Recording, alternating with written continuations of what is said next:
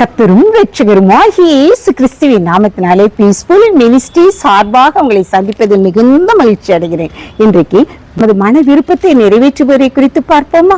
மனதுருகும் தெய்வமே இயேசையா, மனதார துதிப்பேன் சொஸ்தரிப்பேனே.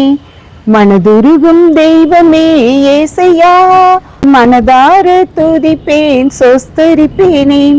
நீ நல்லவர், சர்வ வல்லவர், இரக்கத்திற்கு முடிவே இல்லை. நீ நல்லவர், சர்வ வல்லவர், இரக்கத்திற்கு முடிவே இல்லை. மனதுருகும் தெய்வமே இயேசையா, மனதார துதிப்பேன் சொஸ்தரிப்பேனே. நம்முடைய தெய்வம் மனதுருகும் தெய்வம். அதனால் அவரிடத்துல நாம் பெற்றுக்கொள்கிற ஒவ்வொரு நன்மையும் குறித்து நாம் சோஸ்திரம் செய்கிற பிள்ளைகளாக, நன்றியறிதல் உள்ள பிள்ளைகளாக காணப்பட வேண்டும். சங்கீதக்காரன் தனது 40வது சங்கீதம் 4ஆம் வசனத்துல, அவர் உமது மன விருப்பத்தின்படி உமக்கு தந்தள்ளி உமது ஆலோசனையை எல்லாம் நிறைவேற்றுவாராக என்று சொல்லியிருக்கிறார். நமது மன விருப்பத்தின்படி நமது ஆண்டவர் நம்முடைய ஆலோசனையை எல்லாம் நிறைவேற்றுகிறவராக காணப்படுகிறார். அப்ப நாம எப்படிப்பட்டவர்களாக இருக்க வேண்டும் தெரியுமா? கொடியானது செடியில் நிலைத்திருக்கிறது போல நாம் ஆண்டவரோடு நிலைத்திருக்கிற பிள்ளைகளாக அவருடைய வசனத்தை பற்றி பிடித்து கொண்டு அவரோடு நாம் இணைந்து செயலாற்றும் பொழுது அவர் நமது மன விருப்பத்தை எல்லாம் நிறைவேற்றுகிறவராக காணப்படுகிறார். யோவான் 16:4 இதுவரைக்கும் என் நாமத்தினாலே நீங்கள் ஒன்றும் கேட்கவில்லை, கேளுங்கள், உங்கள் சந்தோஷம் நிறைவாயிருக்கும்படி பெற்றுக்கொள்வீர்கள் என்று சொல்லியிருக்கிறார். நாம் ஆண்டவருடைய சமூகத்துல ஒன்றும் கேளாமல் இருக்கிறவர்களாக காணப்படுகிறோமா? அனுதினமும் அவருடைய சமூகத்துல நம்முடைய விண்ணப்பத்தை ஏறெடுக்கிறவர்களாக இருக்கிறோமா? சற்று நாம் சிந்தித்து பார்க்க கடமைப்பட்டவர்களாக இருக்கிறோம். அவருடைய சமூகத்துல நாம் கேட்கிற பிள்ளைகளாக காணப்பட்டால் நமது மன விருப்பத்தை அவர் நிறைவேற்றுகிறவராக இருக்கிறார். அப்படியானால் அவருடைய சமூகத்துல நம்ம கேட்க வேண்டுமானால் நாம் எப்படிப்பட்டவர்களாக காணப்பட வேண்டும்? அவரில் அன்பு கூறுகிற பிள்ளைகளாக காணப்பட வேண்டும். அவரில் அன்பு கூறுவது என்பது என்னது? நாம் நம்முடைய வாழ்க்கையை பரிசுத்தமாக காத்து கொண்டால் மாத்திரமே அவருடைய சமூகத்துல நம்ம உள்ளான மனதோடு ஜெபிக்க முடியும். நம்மிடத்துல பரிசுத்தம் இல்லாம, நம்முடைய வார்த்தையில உண்மை இல்லாம நாம காணப்படுவோம். ஏனால் ஆண்டவர் நம்முடைய மன விருப்பத்தை நிறைவேற்றுகிறவராக அல்ல.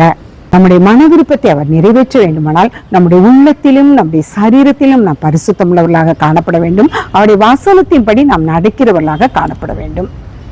நாம் கோபாக்கினையின் பிள்ளைகளாக காணப்படக்கூடாது. ஒரு சமயம் ஒரு இடத்துல நான் உட்கார்ந்துருந்தேன். அப்போ இந்த சகோதரிகள் கூடியிருந்து பேசிக்கிட்டு இருந்தாங்க. அதை நான் கேட்டுக்கிட்டு இருந்தேன். ஒரு சகோதரி இன்னொரு சகோதரிகிட்ட, அந்த பாரு அவ வெறும் பொறாம பிடிச்சவா, அவளுக்கு வாச்ச மருமகளும் சரி கிடையாது, அவளுக்கு வாச்ச சம்பந்தாரும் சரி கிடையாது. அதனால அவ என்னை பார்க்கும் போதெல்லாம் ரொம்ப பொறாமப்படுவா. அவங்க 2 பேரும் பேசிக்கிட்டு இருக்காங்க.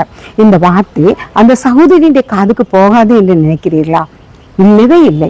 கேட்டுக்கொண்டிருந்த சகோதரியே ஒரு சமயம் போய் சொல்லலாம். அப்படி சொல்லும் பொழுது அந்த சகோதரியுடைய மனம் எவ்வளவாய் வேதனைப்படும். வார்த்தையில நம்ம மிகவும் கவனமாக காணப்பட வேண்டும்.